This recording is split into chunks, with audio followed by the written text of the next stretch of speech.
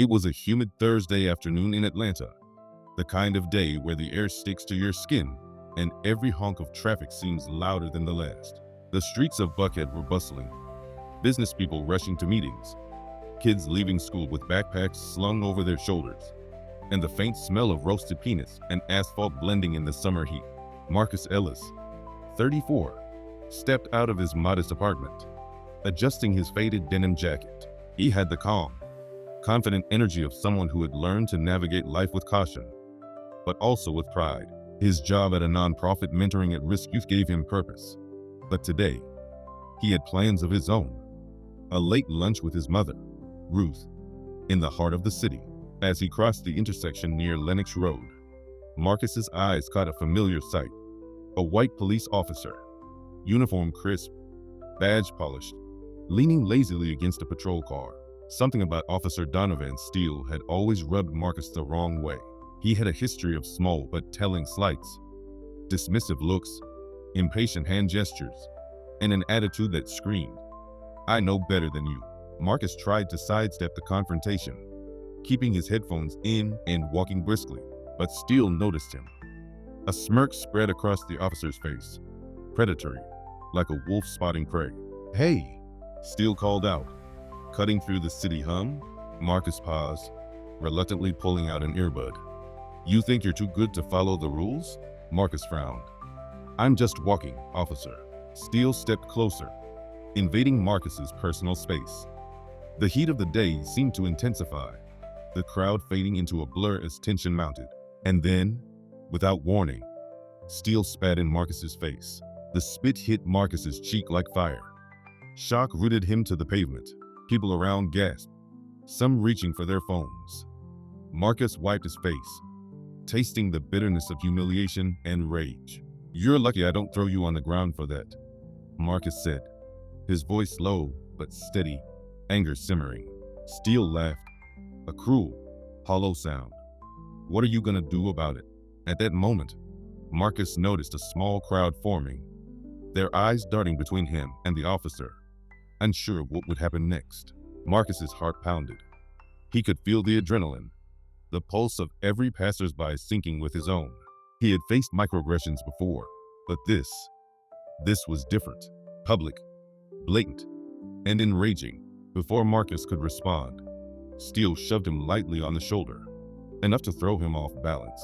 That shove was the spark that lit a fire inside Marcus, a fire he didn't know would grow into something unstoppable. As he steadied himself, Marcus's phone buzzed. He glanced down at the screen, an alert from the city news app. The headline made his stomach twist. City Council appoints new police chief. Donovan Steele named next chief of Atlanta PD. Marcus froze. The man who had just spat on him, humiliated him, and asserted dominance in the street was about to wield even more power over him and the people he cared about. The realization hit him like a brick wall. What had started as a random act of cruelty was about to become a systemic problem. Marcus knew, deep down, that this story wouldn't end on the sidewalk. Not today. Not without a fight. Marcus took a deep breath, steadying himself. The city noises returned, sharper now, more ominous. The honks, the footsteps, the chatter. But Marcus wasn't just another pedestrian. He was a man who had witnessed injustice firsthand, and he had the courage to confront it. As Steele watched him with that same smirk, Marcus made a decision. He wasn't going to let this pass. And whatever came next, he knew it would change both of their lives forever. The first seeds of a storm were sown. Marcus grew up in Atlanta's West End, a neighborhood full of life, color, and community, but also marked by poverty, systemic neglect, and the constant hum of injustice. From the outside, it seemed ordinary. Kids playing stickball in the streets, neighbors tending gardens, barbershops buzzing with conversation. But for Marcus, it was also a classroom in survival. His father, Harold, had been a firefighter, brave, principled, and respected. Harold carried himself like a man who understood the weight of responsibility. His mother, Ruth, was a school teacher, and she taught Marcus that dignity, education, and persistence were the tools he would need to navigate a world that wasn't always fair. By the time he reached adulthood, Marcus had learned the hard truth. Systems were often designed to hold black men down, and authority didn't always mean justice. That Thursday, the past collided with the present. The spit from Officer Donovan Steele was more than an assault. It was a symbol of everything Marcus had ever faced in micro and macro ways. After collecting himself on the sidewalk, Marcus didn't storm off. He went straight to the nearest police station to file a complaint. The air inside smelled faintly of disinfectant and old coffee. Behind the counter, a young officer glanced up, her eyes scanning Marcus with a practiced neutrality. "How can I help you?" she asked. Marcus explained calmly at first. The assault, the public humiliation, the fact that Steele was about to become the city's police chief. But as he spoke, frustration began to creep into his voice. "This isn't just about me," he said. "This is about the message it sends to my community, to anyone who looks like me, walking the streets in their own city." The officer scribbled notes, occasionally glancing at the clock. "We'll look into it," she said flatly. Marcus clenched his jaw. "Look into it?" he muttered under his breath as he left. "You mean let it disappear until no one remembers?" Word traveled quickly. Friends and colleagues at the nonprofit were alarmed. Marcus's mentor, Angela, called him immediately. "Marcus, you have to be careful," she said, her voice low with concern. "He's about to be chief. If you push too hard, it could backfire." Marcus knew she was right, but he also knew the alternative. Silence, submission, letting Steele's cruelty become normalized. That wasn't an option. The days that followed were unsettling. Small, unnerving signs began to appear. A car idling outside his apartment, unmarked vehicles shadowing his route to work, a clerk at the local grocery forgetting his loyalty card. The harassment was subtle, almost invisible, but Marcus felt it keenly. Then came the city council hearing.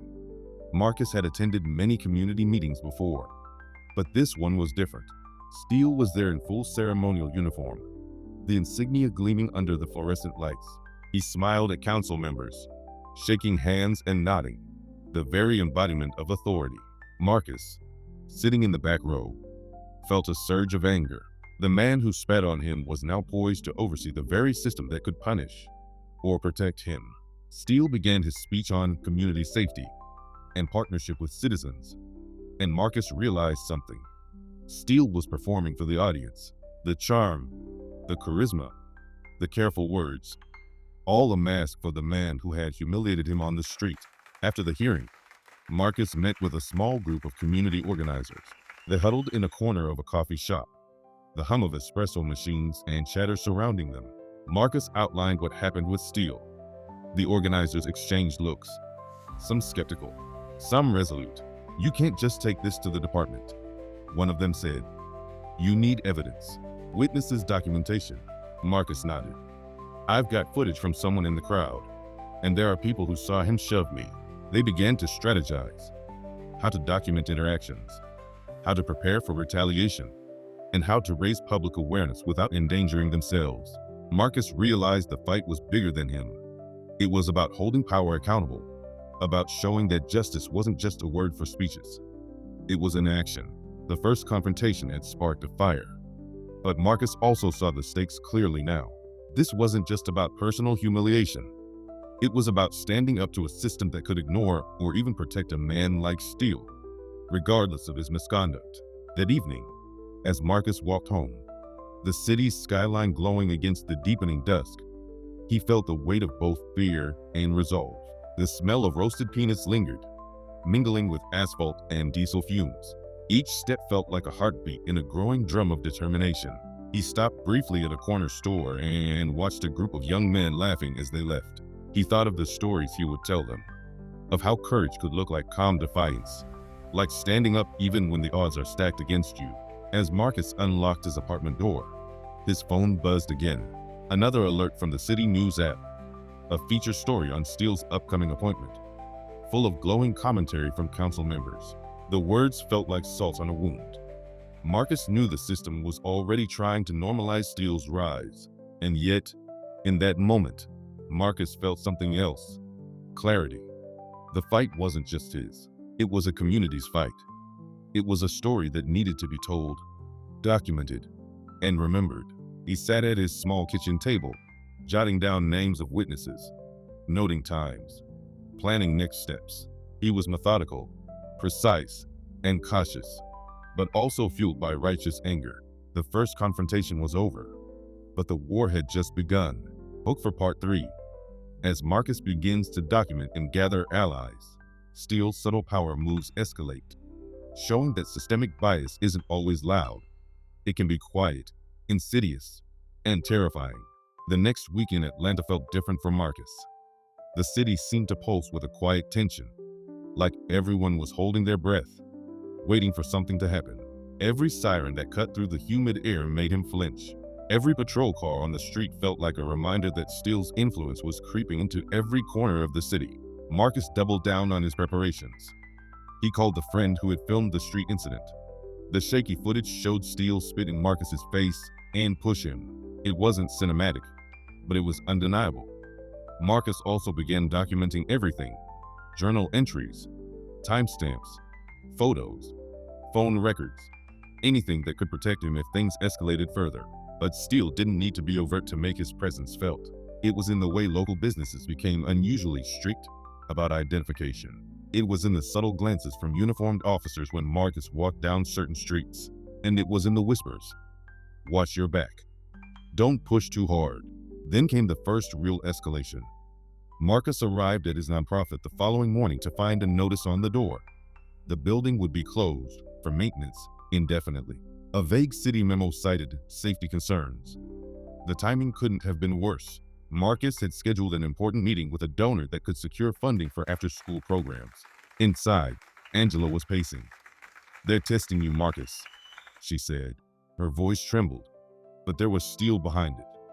"This isn't just about you anymore. They're sending a message." Marcus clenched his jaw. He knew she was right. "We document. We stay calm. We prove we have evidence. We don't give them the satisfaction of fear." He spent the next few days preparing for a community meeting that had been hastily called after Steele's appointment went through. The room was crowded, charged with energy. Parents, young professionals, and elders filled the space. Everyone had questions. Everyone had fear. Marcus stood at the front, projecting calm authority. "We're here because our voices matter," he said, eyes sweeping the room.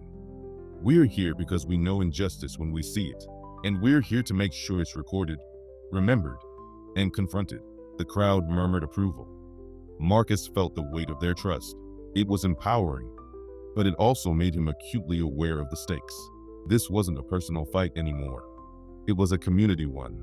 That evening, Marcus walked home past a strip of streetlights. The city's glow reflected on the asphalt, and the distant hum of traffic sounded louder than usual. A patrol car slowed near him, the officer inside staring. Marcus's stomach tightened. The car didn't move on until he had passed. But the intimidation was clear. Steele's presence, even indirectly, was suffocating. Then, the first public confrontation with Steele's authority occurred at a downtown traffic stop. Marcus was driving back from a community event when he noticed flashing lights behind him. A young officer stepped forward, his demeanor polite but firm. "License and registration, please," the officer said. Marcus handed over his documents, and the officer studied them. "Do you know why we stopped you?" "I don't," Marcus said evenly, keeping his hands on the wheel. "Well," the officer replied, "we received a complaint about a vehicle matching yours."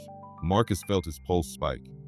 He knew the complaint was likely orchestrated, an attempt to intimidate him before Steele fully assumed power. But he stayed calm. "I've done nothing wrong," he said. The officer handed back his documents and muttered an apology. Marcus drove off, heart still racing. It was a small victory, but a reminder. Steele's influence wasn't limited to him personally. It was systemic. Meanwhile, Steele began making his public presence felt more aggressively. News articles painted him as a reform-minded leader, while community members whispered about his prior incidents. Some officers under his command started acting differently, subtly intimidating Black residents, testing boundaries, and pushing for compliance. At work, Marcus's team began feeling pressure. One of his colleagues, Jamal, received an anonymous phone call warning him to stay out of city politics. The fear in the office was tangible. Marcus gathered everyone in the conference room. "We can't let fear dictate our actions," he said. "We document, we support each other, and we stay the course. That's how we win." The tension in Atlanta escalated further when Steele attended a community town hall. Marcus arrived early, noting the security presence. Officers lined the walls, cameras trained on the audience, and volunteers asked residents to show ID before entering. Steele's charisma was on full display, smiling, nodding, shaking hands. But Marcus noticed the calculated undertones. Steele wasn't just performing, he was asserting control. When Marcus attempted to ask a question, a young officer intervened. "Questions will be limited to 2 per person." Marcus's hand remained raised, eyes locked on Steele. The officer's tone sharpened. Marcus held firm, speaking directly into the microphone when it was his turn. "Officer Steele, how do you plan to address incidents of misconduct, including when officers humiliate or assault community members in public?" A murmur ran through the room. Steele's smile faltered just slightly. "We take all complaints seriously," he said, carefully measured. "Every citizen deserves respect and fair treatment." Marcus felt the disconnect. The words were smooth, rehearsed, and hollow. This wasn't accountability, it was a performance. And he knew Steele would stop at nothing to protect his image and his power. That night, Marcus returned home, exhausted but resolute. The city seemed quieter now, almost eerily so. He opened his laptop and began cataloging every interaction, every intimidation tactic, and every witness statement. The fight was no longer about a single act of humiliation. It was about systemic injustice, and Marcus was ready to expose it. The escalation was clear. Steele's power moves were calculated, insidious, and relentless. Marcus understood now that confrontation wouldn't just happen on the streets. It would be legal, social, and emotional. The next moves would require strategy, allies, and unwavering courage. The following Monday, Marcus arrived at the nonprofit office early, coffee in hand, already mentally running through the week's agenda, but something felt off. The air in the office was thick with tension. Angela, his mentor, motioned him over with a serious look. "Marcus, you need to see this," she said, her voice barely above a whisper. She handed him a folder, the top sheet marked with a city government header. Marcus's brow furrowed as he read the first line.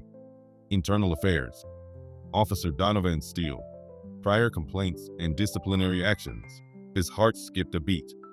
The folder contained decades of information, documented complaints from past assignments, witness statements of harassment, even incidents of excessive force. Most had been dismissed or buried, but a pattern was undeniable. Steele wasn't just arrogant. He had repeatedly crossed the line, and the system had protected him every time. Marcus felt a surge of vindication and fear. This wasn't just about proving his case anymore. He had the evidence to expose a systemic problem, but that meant making Steele a direct target. Angela put a hand on his shoulder. "You understand what this means, right? If this leaks, it could get very dangerous for you and for anyone standing with you." Marcus nodded slowly. He had anticipated the risks, but seeing the proof made the stakes horrifyingly clear. This was no longer a personal slight. This was a ticking time bomb, and the fuse was in his hands. He spent the next few days carefully verifying the information, cross-referencing witness accounts, public records, and video footage. Each confirmation tightened the knot in his chest. Steele's rise to chief wasn't just about ambition. It was about evading accountability, consolidating power, and silencing dissent. Meanwhile, Steele's public image continued to shine. News outlets published glowing profiles about his commitment to community policing, and council members praised his vision for safety and inclusion. But Marcus knew the truth, and he knew the community needed to know it too. The turning point came at a city-wide press conference. Steele stood at the podium, flanked by his officers, projecting calm authority. Marcus and a small group of allies from the nonprofit sat in the front row, notebooks ready. When the Q&A began, Marcus stood, heart pounding. "Officer Steele," he began, voice steady. "How do you respond to documented complaints of harassment and misconduct from past assignments?" including incidents that were dismissed despite witness accounts. The room went quiet. Cameras swiveled toward Marcus. Steele's smile tightened, a flicker of unease flashing in his eyes. "All past complaints are thoroughly reviewed," he said smoothly, "and every officer is held accountable under the law." Marcus shook his head slightly. "I have copies of the complaints, witness statements, video evidence. The public deserves transparency, not dismissal." The tension was palpable. Reporters leaned forward. Steele's press officer whispered urgently, signaling Steele to move on. But Marcus didn't back down. The smirk he'd endured months ago was gone, replaced by something calculated and cold. That evening, Marcus returned home to find his phone buzzing incessantly. Anonymous messages had started arriving. Warnings, threats, and veiled intimidation. Someone had gotten wind of his confrontation. The storm was escalating. He met with Angela in the dimly lit coffee shop that evening. "They're trying to scare you," she said. "But the truth is your strongest weapon. If you wield it carefully, it could change everything." Marcus felt the weight of responsibility. Exposing Steele could be dangerous, yes, but it could also protect countless others who had suffered in silence. The major turning point solidified a new reality. The fight wasn't just personal. It was systemic. Marcus wasn't just confronting one man. He was challenging the institutions that enabled his abuse of power. That night, Marcus drafted a plan. It would involve allies, media outreach, and legal consultation. Every step had to be precise. Every move, calculated. He knew Steele's rise meant every action would be scrutinized and potentially weaponized against him. The city itself felt different now, almost oppressive. Streetlights flickered as he walked home, the hum of traffic louder, more insistent. Each shadow seemed heavier, each patrol car a reminder of what was at stake. And yet, Marcus felt a fire igniting inside, a combination of righteous anger and determination. This was the moment when the scales began to tip. Steele had assumed formal power, but Marcus had leverage, evidence, witnesses, and the support of a community willing to stand up meant the battle was no longer one-sided. And yet the danger was real. Steele's influence was vast, and Marcus knew retaliation could come in any form. Personal attacks, legal entanglements, or worse. The path ahead was treacherous, and one wrong move could destroy everything he had built. But Marcus's resolve hardened. He had faced injustice before, in the streets, in schools, in microaggressions that built into a lifetime of frustration. This was different. This was the apex of those experiences. He wasn't going to be silenced. By the time he went to bed that night, Marcus had mapped out a strategy that balanced exposure with protection, evidence with advocacy. The major turning point had arrived. Steele's power was no longer untouchable, and Marcus had the means to challenge it. Book for Part 5. As Marcus begins mobilizing allies and planning a public exposure, Steele retaliates in ways that threaten to derail everything, setting the stage for a high-stakes confrontation. The city of Atlanta felt electric that week, like a storm waiting to break. Marcus knew the time for subtlety was ending. Steele had power, influence, and the machinery of the police department behind him. But Marcus also had evidence, community support, and a burning sense of justice. He started meeting with allies, one by one, in quiet corners of coffee shops and community centers. Angela, Jamal, and a small group of activists gathered around a worn table, maps, notes, and laptops spread before them like a battlefield strategy session. "We need to control the narrative," Marcus said, voice steady but urgent. "The community sees one thing, Steele presents another. Our evidence has to be airtight. Witnesses, documentation, footage, all of it." Jamal, who had captured some street footage on his phone, nodded. "And we need media, local reporters who will publish the story without watering it down." Marcus's mind raced with the logistics, arranging interviews, securing safe locations for meetings, protecting personal information. Steele had already shown he could be subtle, but relentless, using intimidation rather than overt force. They couldn't afford to underestimate him. Meanwhile, Steele had begun subtle maneuvers to tighten his influence. Officers who were once indifferent to Marcus suddenly appeared at events he attended, asking questions, checking ideas, or hovering nearby in ways designed to unsettle him. Anonymous letters arrived at Marcus's office and home, veiled threats warning him to stay in line. Marcus refused to be intimidated. He held a strategy meeting with the nonprofit team late one night, the hum of the city outside echoing against the walls. "We can't let fear dictate our actions," he said firmly. "Every move we make is deliberate.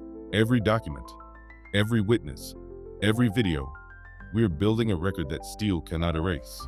Angela leaned in. "But we have to anticipate retaliation, legal hurdles, smear campaigns, even personal attacks. He's going to protect his image at all costs." Marcus nodded. "That's why we document everything, prepare contingencies, and stay visible. Transparency is our armor." The first public action they planned was a town hall forum, meant to educate residents and put pressure on city officials. Flyers went up in community centers, local businesses, and schools. The title read boldly, "Accountability in Leadership, Community Forum on Public Safety and Police Conduct." The night of the forum, the hall was packed. Marcus took the stage, feeling the weight of dozens of eyes, of hopes and fears resting on his words. He opened with a story of the street incident, the spit, the shove, the humiliation. The audience gasped collectively, leaning forward in their seats. "I'm not here just for me," Marcus said, voice rising with emotion. "I'm here for every person who has been intimidated, humiliated, or dismissed by someone in power. Justice isn't selective. Accountability isn't optional." The energy in the room shifted. Whispers became nods, then murmurs of agreement. Marcus could see young men in the front row straightening their posture, emboldened by his courage. Parents whispered to their children, explaining that standing up mattered. But outside, the storm was brewing. Steele's office had been tipped off about the forum. A contingent of officers appeared at the entrance, ostensibly ensuring safety. Their presence was calculated intimidation. Some forum attendees hesitated at the door, questioning whether they should stay. Marcus noticed the subtle tension, but he pressed on. After his presentation, Marcus unveiled a summary of the evidence, complaints, witness statements, even video clips of Steele's misconduct. The hall erupted into applause and whispers of disbelief. It was a small victory, but one with enormous stakes. That night, as Marcus walked home, he felt the city around him in a new light. Every street corner, every patrol car, every lit window carried a sense of urgency. Steele's influence was growing, but so was Marcus's. Allies were mobilizing. Documentation was secure. Public attention was increasing. The next day, subtle retaliations began. Marcus found his office files rummaged, some missing documents, others tampered with. Anonymous calls grew more frequent, each one a test of his resolve. He documented everything meticulously, storing backups offsite, sharing encrypted versions with trusted allies. Yet, despite the pressure, small victories came. Local journalists reached out, intrigued by the story. Community members began speaking publicly, sharing experiences of intimidation or misconduct. Marcus realized the fight was expanding beyond him. It was becoming a movement. Steele, meanwhile, continued his public performances, smiling for cameras, shaking hands, giving speeches about community partnership and reform. Marcus and his team knew the gap between appearance and reality was vast. But for the public, perception often mattered more than facts. Marcus scheduled a meeting with a prominent local attorney who specialized in civil rights cases. "You're going to need a strategy that's legal, public, and unassailable," the lawyer said. "This man has power, influence, and access. One misstep, and the story can be twisted against you." Marcus listened carefully. Every word mattered. Every move would be scrutinized. He and his allies mapped out the next steps: a press release, coordinated interviews, and a timeline to release the evidence in a controlled, undeniable manner. The city itself seemed to pulse with anticipation. The tension was no longer just in Marcus's head. It was tangible. Residents, activists, and media had begun asking questions. Steele had become aware of the undercurrent, and he would respond. As Marcus reviewed his notes that night, he felt a mixture of exhaustion and exhilaration. The confrontation was building, the storm approaching. The next phase would require precision, courage, and unity. This wasn't just about exposing one man. It was about demonstrating that a system could be held accountable when enough people refused to look away. And yet, in the back of his mind, Marcus knew the ultimate confrontation was coming. Steele wouldn't be contained by forums, documentation, or public scrutiny. The man who had spat on him, humiliated him, and climbed the ranks would respond. And Marcus had to be ready. The stage was set. The allies were in place. The evidence was irrefutable. The city watched, unknowingly, as a quiet storm prepared to explode. Book for Part 6. The climactic showdown arrives, where Marcus confronts Steele with evidence, witnesses, and public pressure, forcing a reckoning that could change everything. The morning of the city council hearing felt electric. Marcus arrived early, nerves coiled tight like a spring, but determination blazing in his chest. The council chamber smelled faintly of polished wood and stale coffee, but the tension in the room made it feel almost like a courtroom of history itself. Today wasn't just a meeting, it was a reckoning. Inside, the seats were filling quickly. Community members, journalists, and activists packed the chamber. Cameras were positioned at every corner. Marcus could feel the weight of dozens of eyes, each gaze brimming with expectation. Angela sat beside him, her hand brushing his in quiet solidarity. At the front, Donovan Steele stood at the podium, his new chief uniform crisp, badge gleaming under the harsh fluorescent lights. He projected confidence, charm, and authority, but Marcus saw the cracks beneath the facade. Marcus took a deep breath as the council called the hearing to order. When it was his turn to speak, he stepped forward, his allies flanking him, witnesses in tow. Every step echoed against the polished floor, every heartbeat a drumbeat of justice. "I'm Marcus Ellis," he began, voice steady but firm. "I'm here today because our city deserves accountability. Not just words, not just performances, but truth." He turned to Steele directly. "Officer Donovan Steele, you have a long history of documented complaints for harassment, intimidation, and misconduct. I have copies of witness statements, videos, and records that prove a pattern ignored by the very system that was meant to protect us." A murmur ran through the chamber. Cameras zoomed in. Steele's eyes flickered with irritation, his practiced smile faltering just enough to reveal unease. Marcus signaled to Jamal, who played the video footage of the street incident. The spit, the shove, the smirk. The room went silent. The sound of the spit hitting Marcus's cheek, captured clearly on tape, hung in the air like a thunderclap. "This is not just about me," Marcus continued, voice rising. "It's about every person in our city who has faced intimidation, humiliation, or abuse by someone in a position of power. Justice is not selective. It's universal." Steele tried to interject, but Marcus cut him off with unwavering composure. "The public deserves transparency, not dismissal. We are asking for accountability, not excuses. We are asking for reform, not rehearsed speeches." Council members shifted in their seats, some nodding subtly, others exchanging glances. Steele's press officer whispered urgently, urging the chief to maintain composure. But Marcus's presence, his evidence, and the community behind him created a force that couldn't be ignored. Then came the pivotal moment. Witnesses came forward, one by one. A teacher, a store clerk, a neighbor, each recounting incidents of harassment or intimidation. Their voices, calm but firm, layered together like an unstoppable tide. The audience leaned forward, captivated. Cameras recorded every word. The city itself seemed to hold its breath. Steele's face tightened as the narrative unfolded. His training, his carefully cultivated image, all crumbling in real time. He attempted to interject again, but the council chair raised a hand, silencing him. The weight of evidence and testimony pressed down like a tidal wave, leaving him exposed. Marcus pressed further. "This isn't about vengeance. It's about accountability. It's about ensuring that the people who serve and protect do so with dignity, respect, and integrity." The silence afterward was deafening. The council members conferred quietly. Reporters murmured among themselves, and Steele, usually so composed, now appeared cornered and exposed. For the first time, Marcus realized something powerful. He had shifted the balance of power. Outside the chamber, The media frenzy erupted.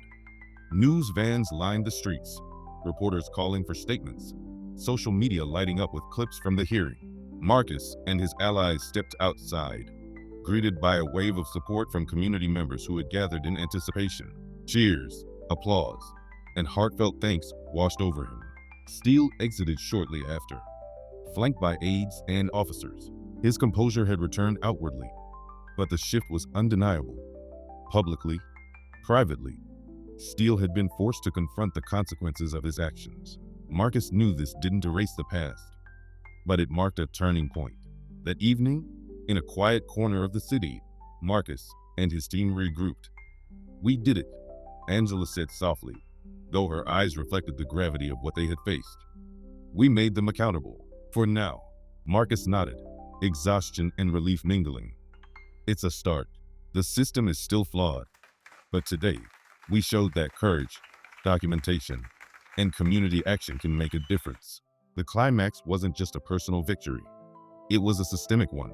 The city had witnessed the truth, and Steele had been publicly exposed.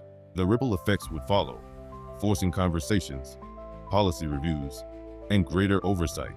Marcus walked home late that night, the city lights casting long shadows on the pavement. The hum of traffic, the distant sirens, and the occasional laughter from late-night diners made the streets feel alive with possibility. For the first time in months, Marcus felt a sense of closure, but also anticipation. He knew Steele's influence hadn't vanished entirely. The man still held the chief position, still had allies, still commanded a system that could be misused. But the balance had shifted. Marcus had shown that one person, armed with truth and courage, could stand against power. As he looked up at the skyline, glittering against the night sky, Marcus felt the weight of the journey. The fear, the intimidation, the strategizing, and the confrontation. It all led to this moment, a public reckoning, an undeniable exposure, a victory for dignity and justice. The day after the council hearing, Atlanta buzzed with conversation. News outlets replayed Marcus's confrontation with Steele, clips circulating across TV, social media, and online forums. The story was everywhere. The evidence, the witnesses, the fearless stand. For Marcus, the victory felt surreal, yet fragile. He walked through his neighborhood, nodding at familiar faces. Some stopped to shake his hand, offering words of encouragement, while others looked at him with cautious respect. Word traveled fast in the community.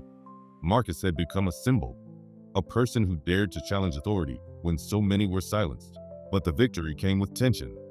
Steele's allies, though restrained publicly, began subtle maneuvers behind the scenes. Anonymous calls to Marcus's phone increased, warnings couched as advice.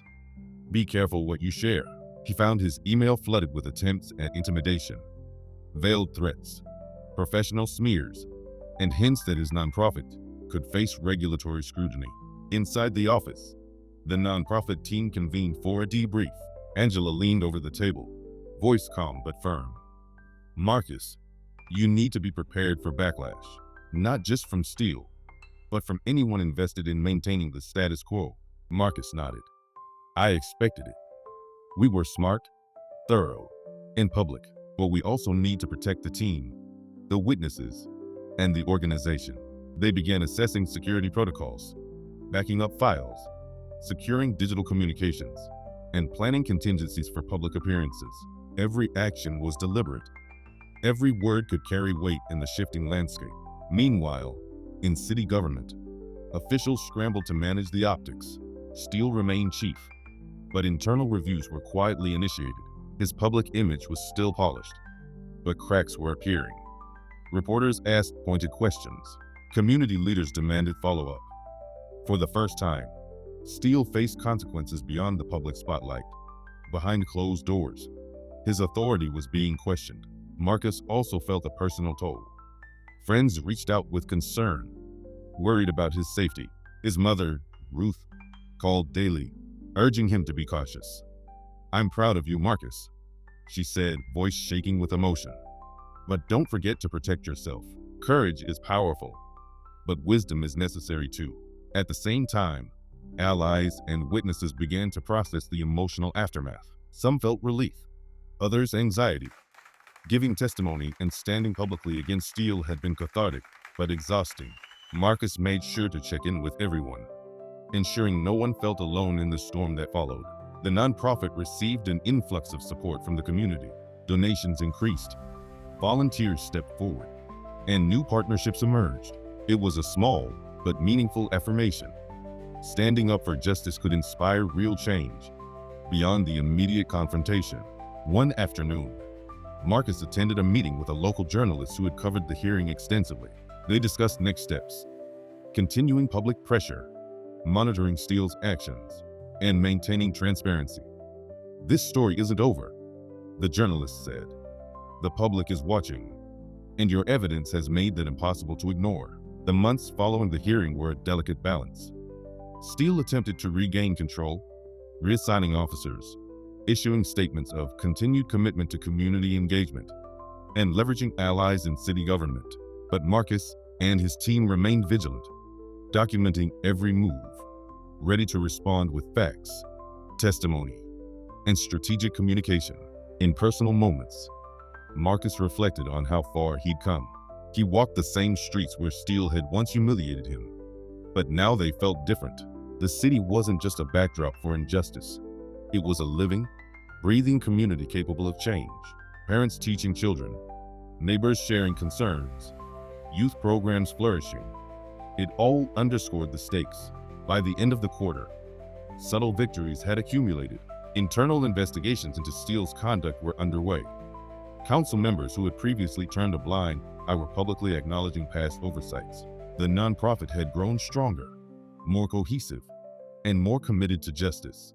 Marcus had not only challenged Steele, he had exposed systemic gaps and sparked tangible change.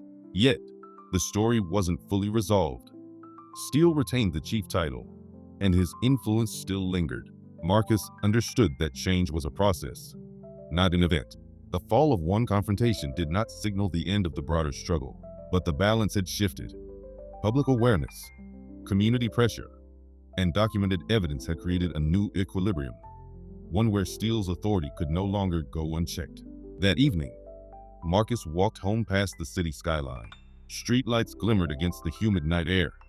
Traffic hummed faintly, and the distant laughter of children echoed from a nearby playground. The city had witnessed a reckoning, but the work of justice was ongoing. Marcus understood that advocacy was continuous, and vigilance was necessary. At his apartment, he reviewed the week's developments with Angela. "We've won this round," he said quietly. "But the system will test us again. We need to keep moving forward." Angela nodded. "And we will. You've shown the power of courage, documentation, and community. People are watching, learning, and being inspired. That's the ripple effect you wanted." Marcus allowed himself a brief moment of quiet reflection. He thought of the street where Steele had spat on him, the council chamber confrontation, the witnesses' voices, and the community's support. Every step had been hard, but it had built a foundation, one that others could now stand on. In the quiet aftermath, Marcus felt a sense of grounded empowerment. The climax had passed, but the echoes of justice, dignity, and accountability would resonate far beyond him. He realized that victory wasn't just measured by the immediate fallout. It was measured by the legacy of courage and change left behind. The weeks following Steele's public exposure were calmer, though the city still buzzed with conversations about accountability, justice, and reform. Marcus felt a mix of relief and responsibility. Relief that a major confrontation had ended, and responsibility to ensure the change endured. Inside the nonprofit office, the team began shifting focus to smaller, but equally important, initiatives. Programs that had been paused due to uncertainty were reinstated.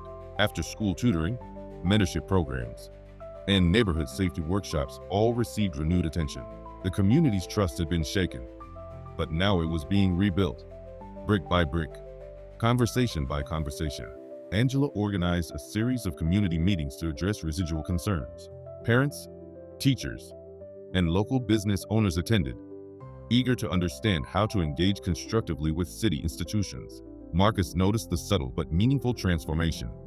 People spoke with confidence, asking questions, requesting transparency, and sharing personal stories without fear. Jamal, who had been a key witness and supporter, shared a particularly touching moment. "I've seen kids in our neighborhood," he said during a meeting, "start standing a little taller. They know someone will fight for them." That's powerful. Marcus felt a deep sense of fulfillment. The confrontation with Steele had started as a personal battle, but it had sparked a ripple of empowerment throughout the community. He realized that secondary victories, like inspiring youth, strengthening local programs, and fostering civic engagement, were just as vital as the headline-making showdown. At the same time, Marcus focused on personal relationships strained by months of tension. He called his parents regularly, making time for conversations that had been postponed during the height of the conflict. Ruth's pride was evident in every word, and Harold reminded him that courage came with responsibility, but it was always worth it. Even friendships tested by the stress of activism began to heal. Colleagues who had once hesitated to take public stances now felt emboldened. Inspired by Marcus's example, discussions about local issues became more thoughtful, more informed, and more collaborative. The nonprofit office felt alive with purpose, energy, and resilience. Marcus also reached out to the witnesses who had spoken publicly against Steele, ensuring they had support. Some had faced subtle intimidation after the hearing, anonymous notes, lingering glances, and social media attacks. But with guidance, legal resources, and community backing, they regained confidence. "You've shown the world that truth matters," Marcus told them, "and that courage is contagious." Even Steele's presence began to shift in subtle ways. Internal investigations had led to policy reviews and oversight measures that restricted unchecked authority. While he still held the chief title, the power dynamics had changed. Public scrutiny and transparency ensured that misconduct would be more difficult to hide. Marcus understood that systemic change was incremental, but each step forward was meaningful. The nonprofit team celebrated small victories quietly but intentionally. They hosted community recognition events, honored volunteers, and shared success stories from mentorship programs. These moments reminded Marcus why the fight had been worth it. Not for fame, not for headlines, but for tangible, positive change in people's lives. One evening, Marcus walked through the neighborhood park, the hum of the city blending with laughter and conversation. He spotted a group of teenagers practicing basketball, their movements sharp and confident. One of them waved at him. Marcus waved back, thinking about how far the community had come, not just in facing Steele, but in reclaiming their voices, their confidence, and their power. At home, Marcus reflected on the journey.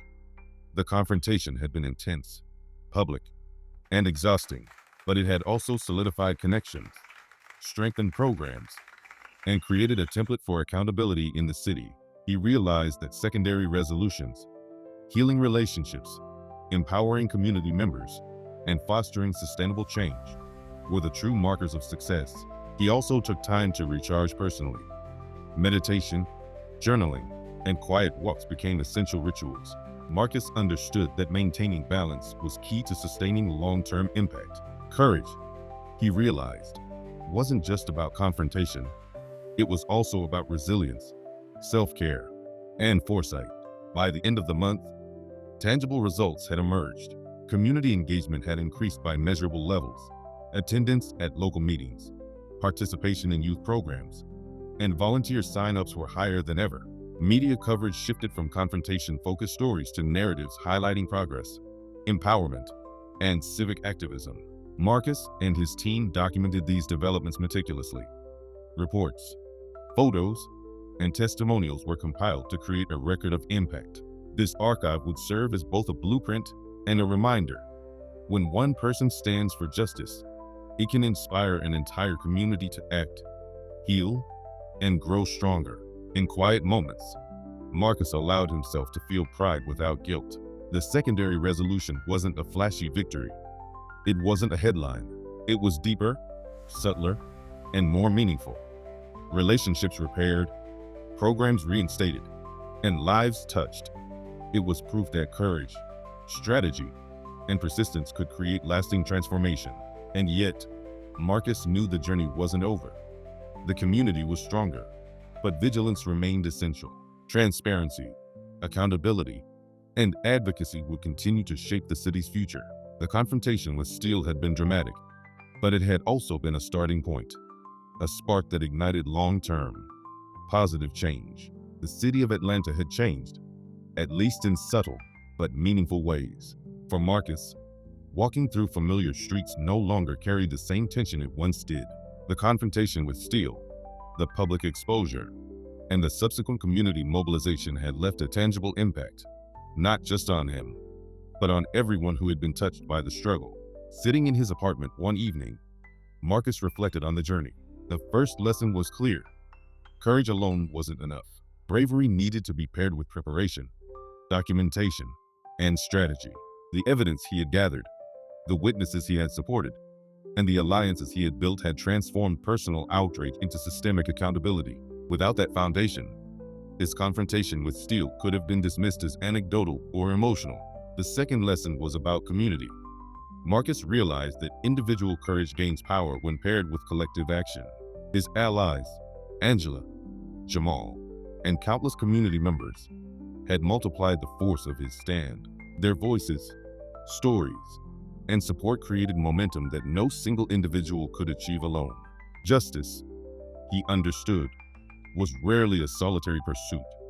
It required the participation, vigilance, and courage of many.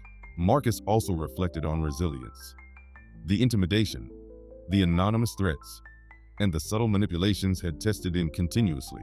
There were nights he doubted whether speaking out was worth the risk. Yet, persistence had proven transformative. Resilience wasn't just about enduring hardship. It was about maintaining clarity of purpose, even under pressure, and staying committed to values despite fear. The confrontation with Steele had revealed the fragility of unchecked power. Public perception could shield misconduct, but evidence, exposure, and public accountability had the ability to pierce even the most carefully constructed images. Marcus understood that this wasn't just about one man.